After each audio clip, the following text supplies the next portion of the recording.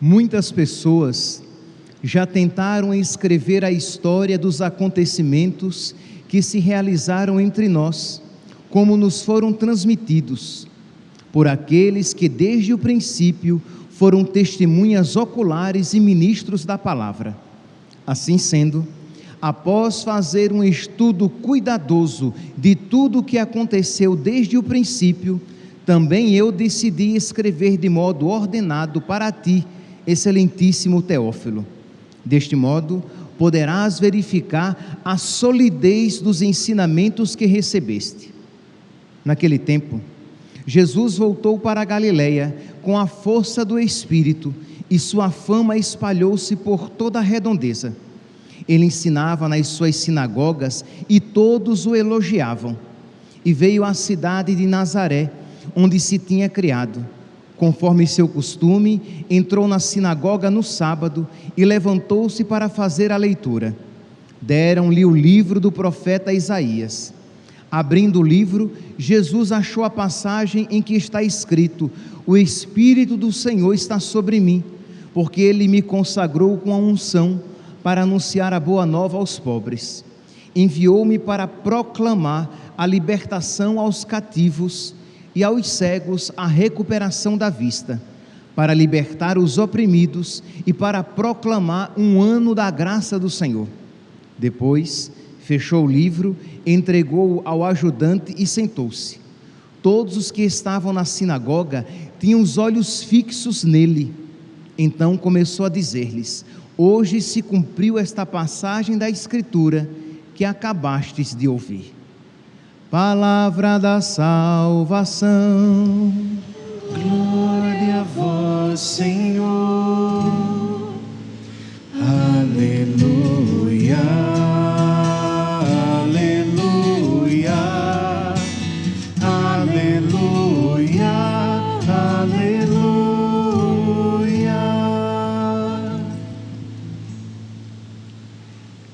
Caríssimos irmãos e irmãs, estamos celebrando o terceiro domingo do tempo comum, e nós começamos neste domingo a ouvir sequencialmente todos os domingos o Evangelho de São Lucas. Estamos no ano C,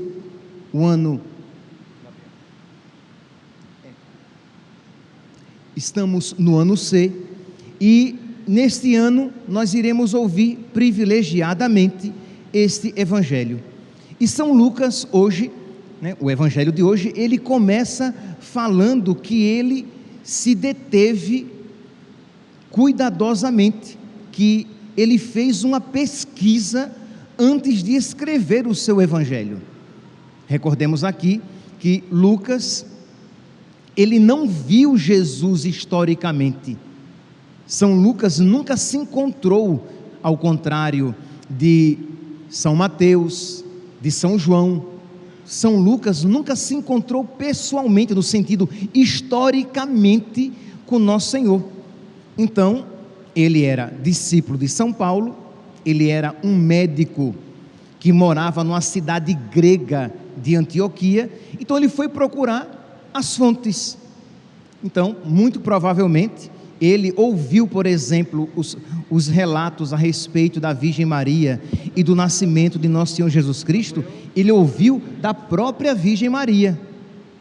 Então ele foi, repito aqui, ele foi procurar nas fontes. Como um discípulo de São Paulo, ele foi buscar as fontes para poder escrever o Evangelho de São Lucas e escrever os Atos dos Apóstolos, que também é de São Lucas. Então ele diz aqui: muitas pessoas já tentaram escrever a história dos acontecimentos que se realizaram entre nós, como nos foram transmitidos por aqueles que desde o princípio foram testemunhas oculares e ministros da palavra.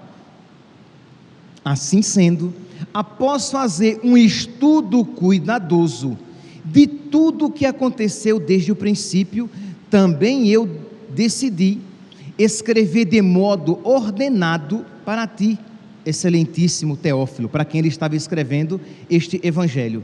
E ele continua então no versículo 4, Lucas, capítulo 1, versículo 4. Deste modo, poderás verificar a solidez dos ensinamentos que recebeste. Meus irmãos, por que é tão importante esta introdução aqui de São Lucas? Porque aqui nós vemos que o que São Lucas escreveu não são fábulas humanas, não são um fruto de uma inteligência meramente humana, não é fruto de uma criação humana, mas como ele diz aqui, deste modo poderás verificar a solidez dos ensinamentos que recebeste. Isto que ele está escrevendo é fruto daqueles que viram e ouviram as palavras de nosso Senhor, não é uma criação sua. Então este aqui é o ponto sobre o qual eu quero fundamentar a homilia de hoje. A palavra de Deus, ela nos dá um conhecimento certo de nosso Senhor, um conhecimento seguro de nosso Senhor. Por quê? Porque a palavra de Deus não é fruto do engenho humano, da capacidade humana, mas é fruto da revelação do próprio Deus, da revelação que Jesus Cristo, na potência do Espírito Santo, fez aos apóstolos e que os evangelistas e os varões apostólicos puseram por escrito ou transmitiram oralmente, sucessivamente na história da igreja. Por que, meus santos, eu estou enfatizando isso? Porque, embora pareça óbvio, infelizmente não é.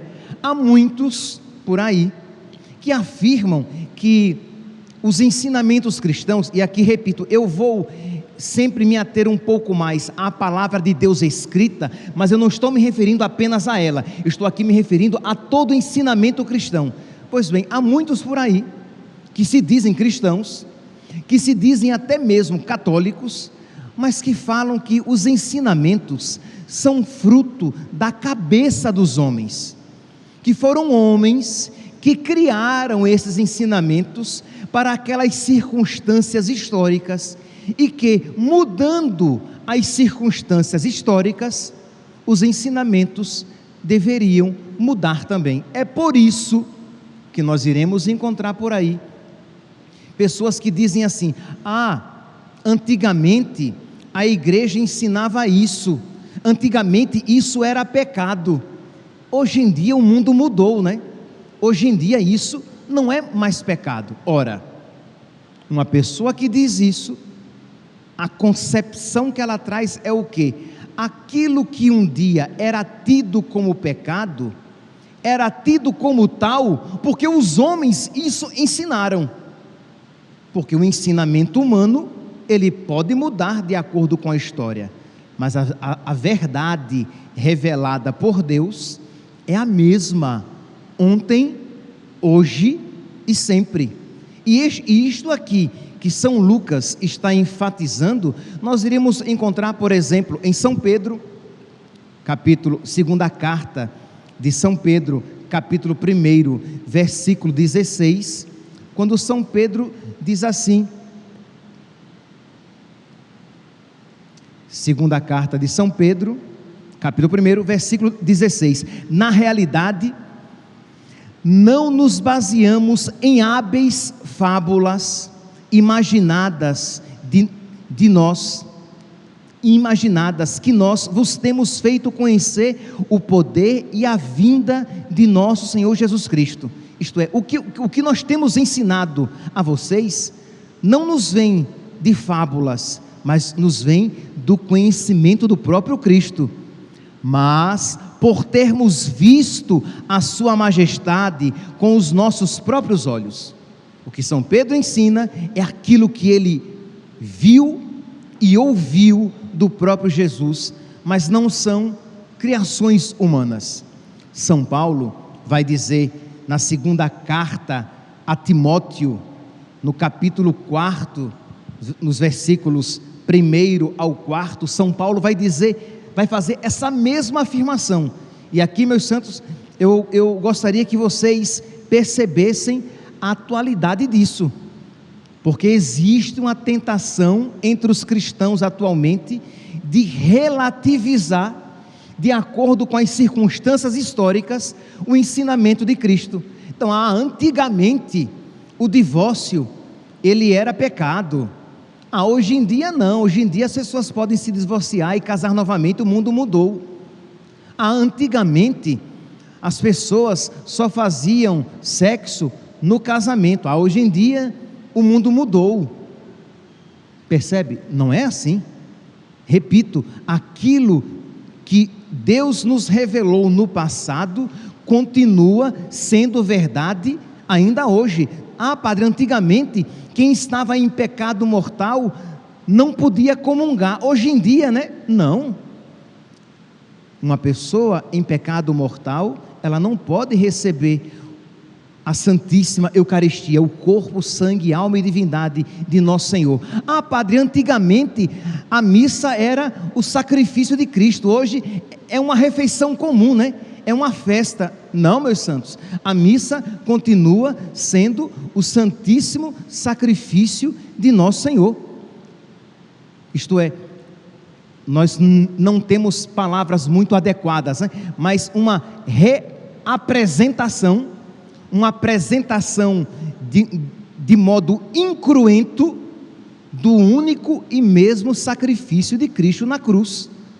Isso continua sendo a única verdade católica ensinada no passado e presente ainda hoje, porque senão a tendência do homem moderno é querer adequar as realidades do passado de acordo com as suas vontades atuais. Pois bem, então vai dizer aqui São Paulo, na segunda carta a Timóteo, capítulo 4, versículo 1, ele diz: eu te conjuro, na presença de Deus e de Jesus Cristo, que há de julgar os vivos e os mortos, por sua aparição e por seu reino, prega a palavra, insiste, oportuna e importunamente, repreende, ameaça, exorta, com toda a paciência e empenho de instruir, porque virá o tempo em que os homens já não mais suportarão a sã doutrina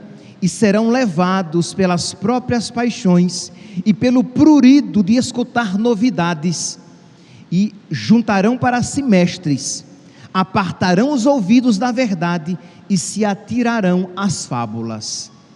Então São Paulo aqui ele contrapõe a verdade do Evangelho às fábulas criadas pelos homens, às modas criadas pelos homens. Cuidado, porque chegará o tempo em que muitos vão fugir da verdade e vão correr atrás das invenções dos homens e juntando para si falsos mestres.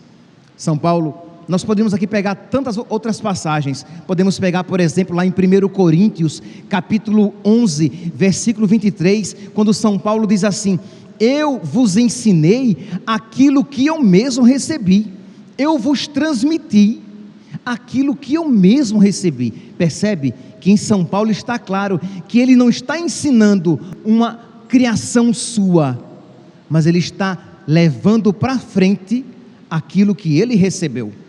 1 Coríntios, capítulo 11, versículo 23, e aí ele vai falar sobre a Eucaristia. Ele vai falar mostrando o quê? Que aquilo que ele está ensinando foi a ele ensinado, porque ele recebeu do próprio Senhor, que ensinou aos apóstolos e a ele. E por fim, uma outra passagem muito clara e veemente de São Paulo, na carta aos Gálatas. São Paulo aos Gálatas, capítulo 1, versículo 6 ao 9, São Paulo diz assim: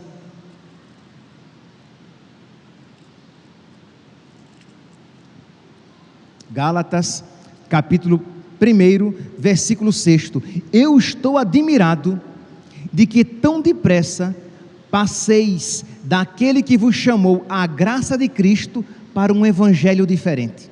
Existiam pregadores que tinham criado um evangelho segundo a sua cabeça, e São Paulo diz: eu estou admirado que vocês tenham abandonado a verdade e tenham aderido às fábulas, que vocês tenham renegado aquilo que eu recebi do próprio Senhor, para abraçar o que homens, muito inteligentes talvez, estejam ensinando.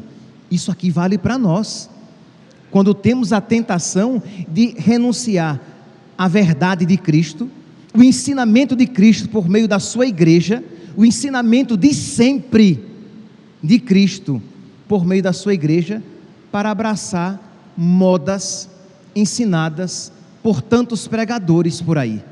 Cuidado.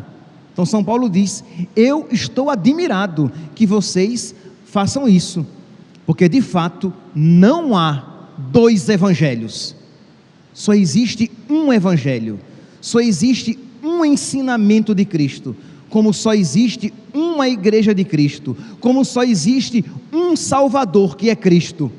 Mesmo que o mundo diga diferente, mesmo que o mundo diga o quê?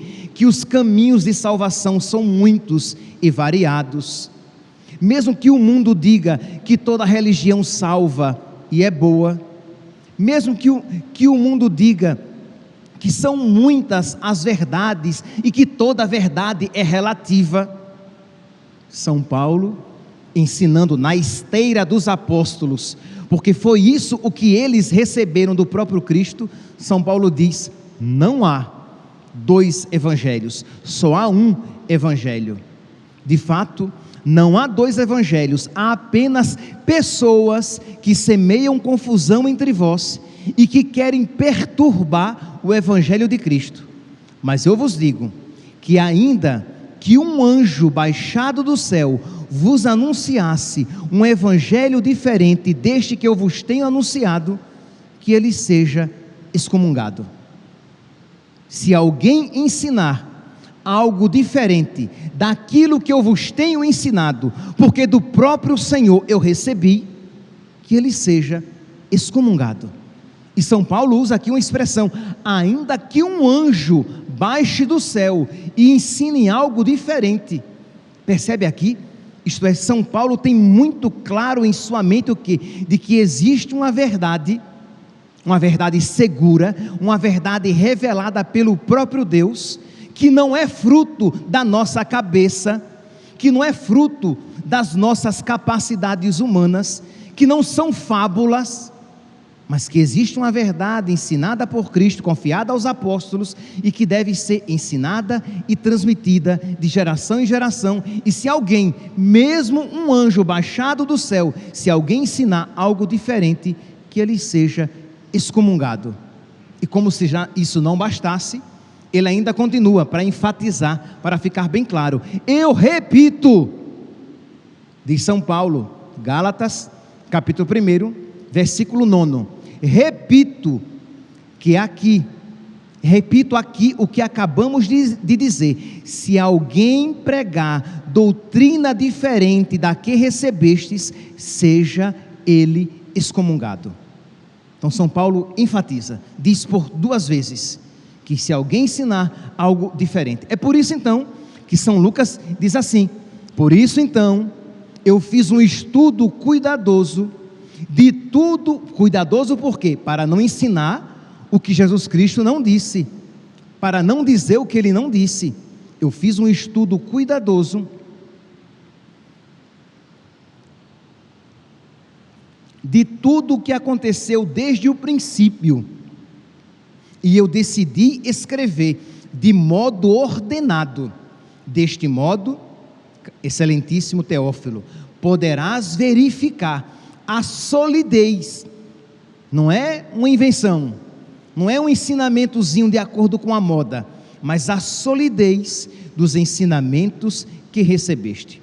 Meus irmãos, dizendo isso então, nós podemos resumir aqui com esta afirmação: nós temos acesso a um conhecimento seguro e firme de Jesus por meio da sua palavra, da palavra transmitida oralmente e escrita e interpretada pelo magistério de sempre da igreja, mas nesta homilia eu vou me ater aqui à palavra escrita. aquilo que nós chamamos de Sagrada Escritura. Pois bem, então nós temos um conhecimento seguro de Cristo. É claro que dizendo isso eu não estou caindo naquela heresia protestante que fala sola Escritura, que eu tenho acesso a Jesus Cristo somente pela Escritura. Não é isso, pelo amor de Deus. Eu apenas quero aqui falar, enfatizar o papel da Sagrada Escritura. Pois bem, então nós temos acesso àquilo que a Sagrada Escritura nos ensina de Jesus, é firme e seguro.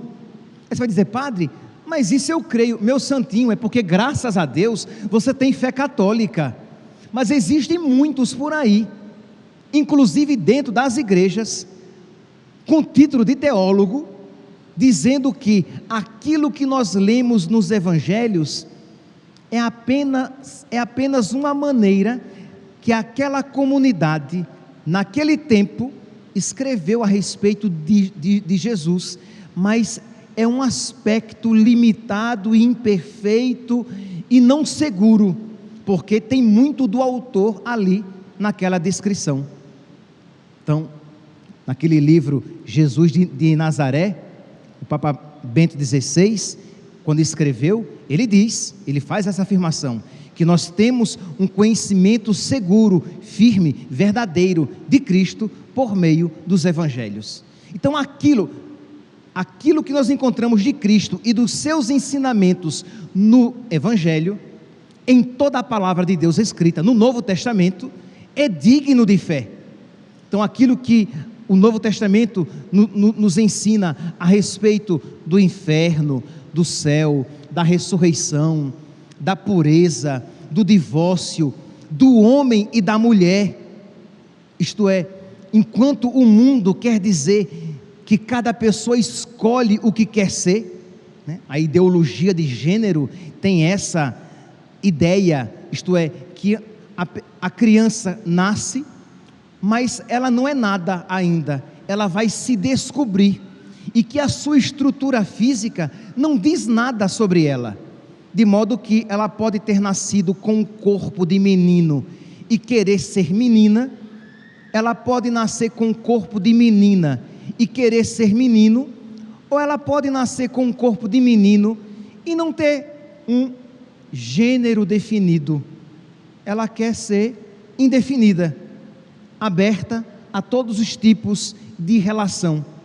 E nós cremos o quê? Que a palavra de Deus fez o homem para a mulher e a mulher para o homem, e por fidelidade a Deus nós não podemos ensinar algo diferente, porque se é verdade, e é verdade, que esta palavra é de Deus e não dos homens, se é verdade, e é verdade, que esta palavra veio da vontade de Deus e não fruto da criação dos homens, esta palavra é verdadeira, é para sempre, será hoje, ontem, hoje e sempre, não uma realidade mutável de acordo com os tempos. Então está lá na palavra de Deus que Jesus Cristo é o único Salvador.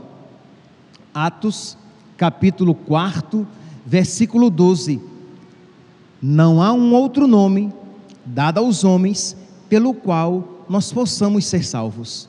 Um único é o Salvador, Jesus Cristo. Atos capítulo 4, versículo 12, ou João capítulo 14, versículo 6, quando Jesus diz: eu sou o caminho, a verdade e a vida, ninguém vai ao Pai senão por mim. Ora, se é verdade, vamos lá, se é verdade isto que Jesus está dizendo, como é que um cristão católico pode dizer que toda religião é boa? Como é? Porque a gente às vezes quando diz isso, quando diz que não pode dizer isso, pode dar a impressão de que seja uma arrogância dizer o contrário.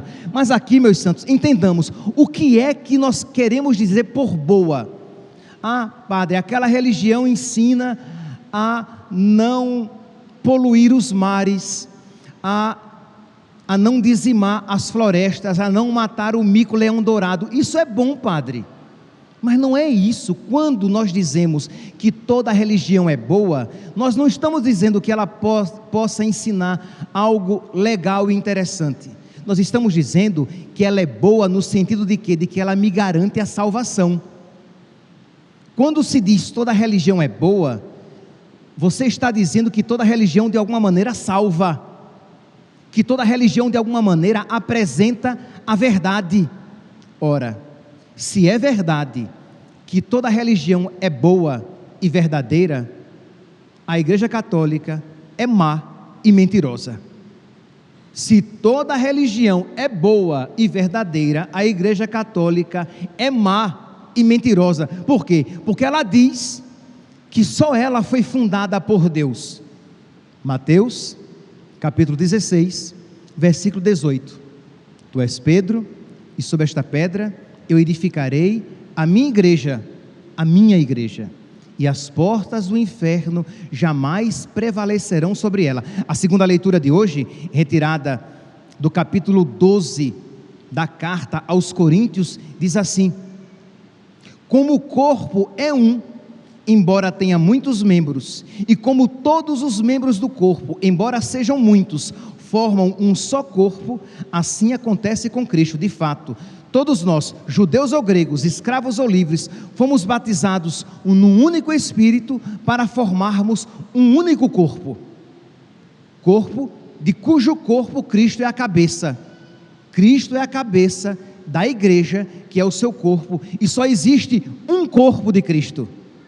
Então eu não posso dizer que existem vários corpos de Cristo, só existe um, e não existe salvação fora do corpo de Cristo, que é a igreja.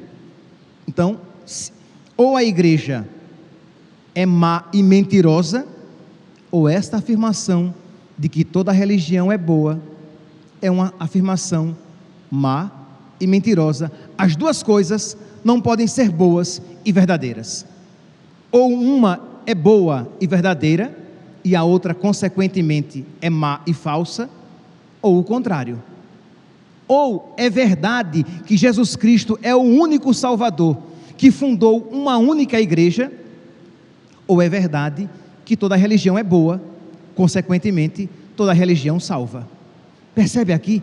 Porque se você disser que toda religião salva, você está dizendo que Jesus mentiu quando disse que Ele é o caminho, a verdade e a vida, e ninguém vai ao Pai, que ninguém vai a Deus senão por Ele.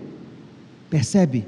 Se você diz que toda religião é boa, toda religião é verdadeira, você está dizendo que existem no mundo outras religiões fundadas por homens que são tão boas quanto aquela que foi fundada pelo próprio Deus, quando disse: Pedro, tu és pedra, e sobre esta pedra eu edificarei a minha igreja. Qual é a saída dos teólogos modernos, modernistas? É dizer assim: ah não, isso que foi dito lá em Mateus capítulo 16, versículo 18, não pode ser entendido assim. Naquele tempo foi entendido dessa maneira, hoje em dia não é mais. Mas não é esse o ensinamento de sempre da igreja de nosso Senhor Jesus Cristo. Isto é, que nós temos um conhecimento seguro e certo de Cristo e dos seus ensinamentos na sua palavra, que aquilo que a palavra de Deus ensina é certo e seguro a respeito de Cristo e da sua igreja e dos seus ensinamentos, e que nós católicos não podemos então simplesmente deixar de lado aquele ensinamento de sempre, porque de alguma maneira ele é exigente para nós. Meus irmãos, pertencer à igreja de Cristo deve fazer brotar dos nossos corações um desejo de evangelizar. Isto é, eu quero que o corpo de Cristo cresça cada vez mais na história. Eu quero que a igreja de Cristo, que é a única igreja de Cristo, cresça na história. Se você crê que esta é a igreja de Cristo, e eu espero que você creia, se você é católico, você crê que a igreja de Cristo, que a igreja católica é a única igreja de Cristo, e se você é católico, você crê que Cristo é o único Salvador, com a sua única igreja. Pois bem, como fazer então que Cristo, o único Salvador, seja pregado pela sua única igreja, e seja pregado cada vez mais, e conhecido cada vez mais, fazendo esta igreja se expandir cada vez mais. E como é que a igreja se expande na história? De dois modos. A igreja se expande na história com o crescimento dos filhos nas famílias, quando os casais geram filhos para que a igreja de Cristo cresça cada vez mais, já que aquelas crianças serão batizadas e evangelizadas e educadas na fé católica, e quando eu ganho o maior número de pessoas para que se convertam para Cristo. Então, crer nisso é se empenhar desses dois modos: os casados na generosidade em acolher os filhos que Deus enviar, e também, juntamente com os solteiros e juntamente com os consagrados, em ganhar o maior número de almas, o maior número de pessoas para Cristo, para a sua única igreja. Que este evangelho de hoje, meus santos, em que São Lucas, né, evangelho este que nós iremos ouvir todos esses domingos subsequentes, em que São Lucas fala desse seu empenho de pesquisar, de estudar, para poder escrever, que ele desperte nos nossos corações este empenho, porque infelizmente existem muitos católicos preguiçosos, que estudam e se empenham para ganhar dinheiro, que estudam e se empenham para melhorar na sua profissão, que estudam e se empenham para progredir na vida, mas que não estudam nem se empenham para conhecer mais a Cristo, a sua igreja, e fazer com que ela seja conhecida cada vez mais nos povos. Você é apostólico? Você de verdade, não apenas que você fale de Jesus, mas você tem estudado a sua fé? Ninguém levante a mão, tá? Ninguém levante a mão. Mas você tem um catecismo em casa, e você lê e estuda o catecismo para conhecer a sua fé?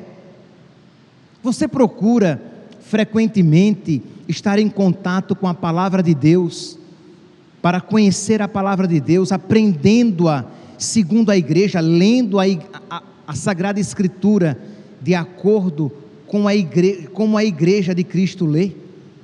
Você procura conhecer a sua fé? Ou você é um cristão católico preguiçoso, que no máximo, quando ouve a palavra de Deus, é na homilia, e olhe lá, né, que você dá umas cochiladas, e quando levanta a cabeça de novo, o padre já está na outra parte do evangelho. Você é capaz de sair da igreja e não saber nem dizer mais ou menos a ideia do que foi dito, e isso não é culpa só do padre, que talvez não tenha falado muito bem, mas porque você não está tão interessado em ouvir aquilo, porque você tem a verdade de Cristo como se fosse algo meio banal e corriqueiro. Nós precisamos, por exemplo, hoje nessa missa, louvar a Deus pelo fato de sermos católicos. Imagine que alegria nós imerecidamente pertencermos a esta única igreja de Cristo, e imerecidamente nós termos fé neste único Salvador que veio ao mundo para nós. Mas que a reflexão nesta verdade deve fazer brotar do nosso coração o desejo de que eu preciso então com que outras pessoas conheçam a igreja de Cristo, se tornem católicas, amem Jesus, mas o Jesus pregado pela igreja católica, porque existem muitos Jesuses por aí, que são pregados de acordo com o capricho, o gosto e as modas daquelas igrejas fundadas pelos homens. Mas existe um Jesus seguro, pregado há mais de 2000 anos pela igreja que foi deixada por Jesus Cristo aqui na terra. Na segunda leitura de hoje, São Paulo diz que muitos são profetas, alguns são profetas, outros são apóstolos, outros são doutores, uns têm a missão de ensinar, outro de fazer milagres, outros obras de misericórdia, outros têm o dom de governar. E a pergunta é: qual é o seu dom? Com que você tem servido a igreja de Cristo? Ou você só tem se servido da igreja de Cristo? Você procura então de alguma maneira colocar o seu dom a serviço da igreja, levando a sério aquela palavra de nosso Senhor aos seus discípulos: ide por todo o mundo, pregai o evangelho a toda criatura? Ou você tem até vergonha de pregar a sua fé, porque se você começar a dizer que isso que o padre pregou, vão dizer que você é radical, é extremista, é fundamentalista, que você não é aberta ao diálogo, que você não reconhece o valor das outras religiões, que você quer dizer que só Jesus Cristo salva. Por que não Buda? Por que não Maomé? Que só a igreja católica tem que ser a igreja de Cristo? Por que não as outras comunidades cristãs? E como você não estuda a sua fé, você não aprendeu a amá-la, e como você não a conhece e não a ama, você não tem como transmitir esta verdade para as outras pessoas. Que São Lucas, meus santos, que hoje nos dá este tão belo exemplo, que ele nos inspire e que ele interceda por nós, para que nós deixemos de ser católicos preguiçosos e acomodados, para católicos devotos, zelosos, que conhecem a sua fé e que não perdem a oportunidade para pregar, para ensinar e para transmitir esta mesma fé a todos aqueles com quem nós nos encontrarmos. Que a Virgem Maria e São Lucas intercedam por nós, para que nós acolhamos com generosidade esta graça. Louvado seja nosso Senhor Jesus Cristo, para sempre seja louvado. De pé, meus irmãos, proclamemos